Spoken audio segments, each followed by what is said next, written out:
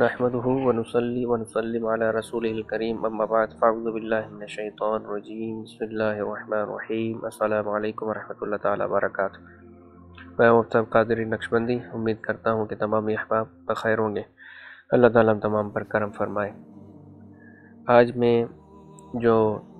گفتگو کرنا چاہ رہا ہوں وہ خاص طور پر ان عاملین کے لیے ہیں جنہوں نے عملیات تو سیکھا ہے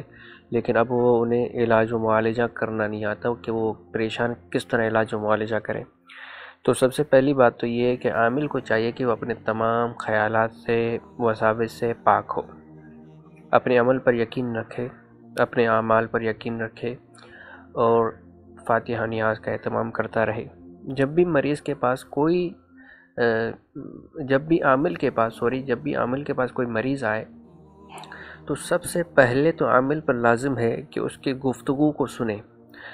درست انداز سے مکمل توجہ سے سنیں، اور اس میں قیاس وغیرہ کوئی نہ کرے اپنی طرف سے کہ کسی نے آ کر کہہ دیا کہ ہمارے سر میں درد رہتا ہے تو وہ ڈائریکٹلی فوراً قیاس کر کے حکم نہ لگا دے کہ تمہاری نظروں کا مسئلہ ہے یا پھر تمہاری کمزوری کا مسئلہ ہے، بلکہ اس کے تمام معاملات اس سے پوچھے، اس کے تمام علامات اس سے پوچھے، تمام خیالات، تمام جو بھی اس کے ساتھ معاملات ہوتے ہیں اسے مکمل پوچھے۔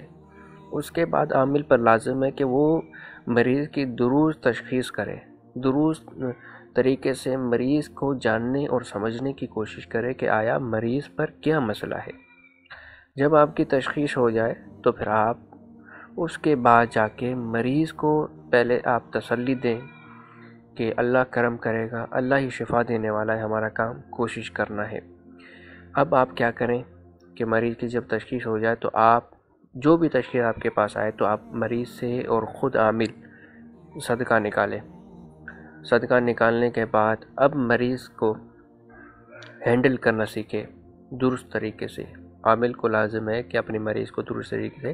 ہینڈل کرنا سیکھے، اس سے گفتگو کرنا، اس سے محبتانہ انداز سے پیش آنا۔ کہتے ہیں نا کہ حکیم کے ایک بہتر انداز سے یہ بہتر ہے کہ وہ 1000 مرتبہ دوائی استعمال کرے، یعنی کہ حکیم کا ایک اچھا مثبت انداز اگر مریض کو مل جاتا ہے تو یہ اس کے لیے شفا کا باعث بن سکتا ہے۔ بہرکیف عامل کو چاہیے کہ مریض سے اچھا گفتگو کرے، بہتر انداز سے گفتگو کرے، ڈیلنگ کرنا سیکھے، کس طرح ڈیل کرتے ہیں۔ شریعت و سنت کے مطابق ایسا نہیں ہے کہ عامل بنا ہے اور ابھی سے ہی وہ شروع ہو جائے کہ بھائی یہ اتنا سخت مسئلہ ہے، یہ کریں گے، یہ ہوگا، یہ کریں گے، تو ایسا کوئی کرنے کی ضرورت نہیں ہے، بلکہ مریض کو سمجھنے کی کوشش کریں۔ جب عامل صدقہ دے دے تو اب مریض کی کیفیات کے مطابق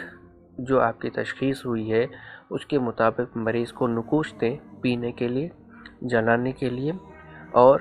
اس کے علاوہ نہانے کے لیے، اور اسی کے ساتھ ساتھ مریض پر دم کر دے۔ اسی کے ساتھ اگر کوئی اتار کا عمل کرتا ہے، کسی کے پاس اتار کا عمل ہے تو وہ بھی مریض کے ساتھ اتار کا عمل کر لے۔ پھر کچھ عرصے کے لیے مریض کو کہے کہ 7 دن کے بعد آئیے گا، اگلی جمعرات کو آئیے گا، یا پھر 11 دن کے بعد آئیے گا، اس اعتبار سے مریض کو تعویذات دے دیں۔ اب عامل پر کیا لازم ہے، پیچھے سے عامل اس کا نام، اس کی والدہ کا نام لے کر اپنے پاس رکھ لے۔ جب رات کو مداومت کرتا ہے، جب وہ رات کو پڑھائی کرتا ہے تو وہ مریض کے تمام ناموں کو بھی اپنے سامنے رکھ لے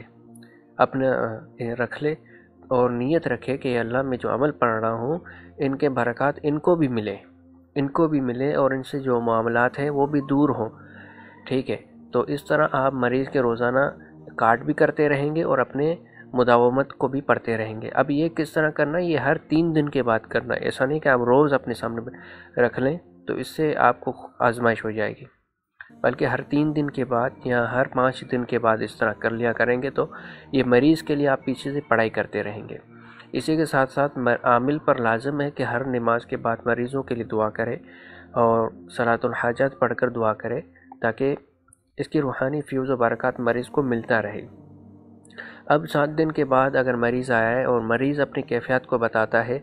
کہ ابھی کافی فرق آیا ہے تو عامل پر لازم ہے کہ اس پر دوبارہ دم کرے،